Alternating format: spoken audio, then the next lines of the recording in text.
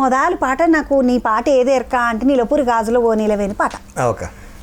ఇదే సినిమాలలో మొదటి పాటనా లేకపోతే అంతకు మునుపు ఇట్లా చేసినవా తమ్మి? రాసిన నేను ఫస్ట్ రాసింది చంటిగాడు అని జయ మేడం ఉండేది, బీజే మేడం.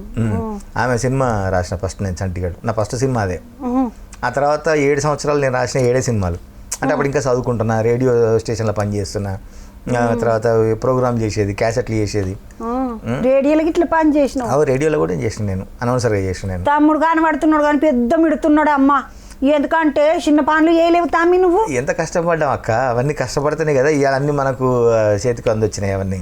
కాదమ్మ, ఇప్పుడు కష్టం అంటే యాదకి వచ్చింది నీకు. సినిమాలకైతే వచ్చేసినావు, దవికిన వచ్చినావు, ఇప్పుడు అంతా ఇట్ల మీద ఇట్లు కొడుతున్నావు.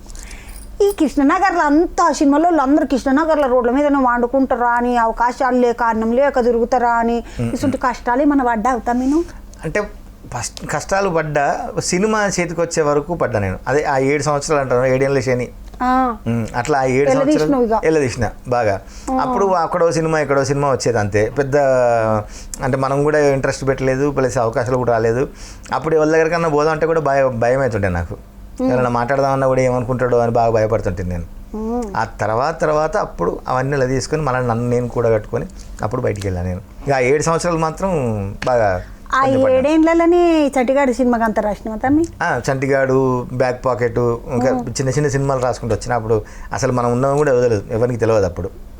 ఆ తర్వాత మనకు నీలపురి గాజులు పడ్డది. కృష్ణవంశీ సార్ అంటే చాలా పెద్ద సార్ అంటారు ఆయన. అబ్బో అవును, ఏకదమ్ సార్ అంట ఆయన, డైరెక్టర్ లాల్. అవును. ఆయన దానికి ఎట్లా పోతుంది తమ్మి మరి? ఆయన పిలుస్తాడా మనలకు? మనం దేవులాడు ఏమైనా జరుగుతాడా? అయితే అప్పుడు ఆ సినిమా కోసం స్ట్రీట్ ప్లే చేసారు, వీధి నాటికలు చేసినట్టు. ఆ వీధి నాటికల బృందం కోసం ఎతుకుతున్నప్పుడు నేను అప్పుడు ఇంకా వీధి నాటకాలు కూడా చేసినాం. ఇక అన్నీ వెళ్తున్నాయి ఒక్కొక్కటి, వీధి నాటకాలు కూడా చేసినాం. అప్పుడు నాకు టీం ఉంటుండే. ఆ టీం అంతా మేము మంచిగా బ్రహ్మాండంగా ప్రదర్శనలు చేస్తాం అన్నట్టు. అందుకని ఆ టీం తీసుకొచ్చి ఇప్పుడు మహాత్మాలో ఒక టీం ఉంటుంది వీధి నాటకాలు చేసేది, అదంతా నా టీమే అదన్నట్టు. అందులో ఉన్నావు నువ్వు మహాత్మాలో? నేను ఉన్నా అందులో. అప్పుడు మేము ఒక పాట ఉంటుంది అందులో, గాంధీ గురించి ఒక పాట ఉంటుంది.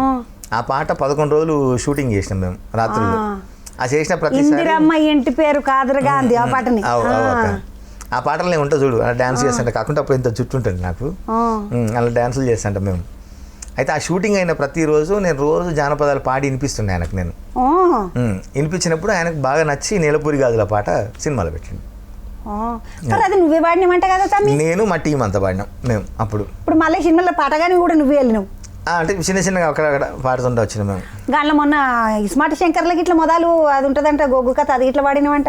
ఒక బోనాల పాట ఉంటుంది అందులో ఒక ఒగ్గు కథ స్టైల్ ఉంటుంది. అది రాసినప్పుడు అది ఎవరికి పలకరాలే, నాతోనే పాడించిండి అది.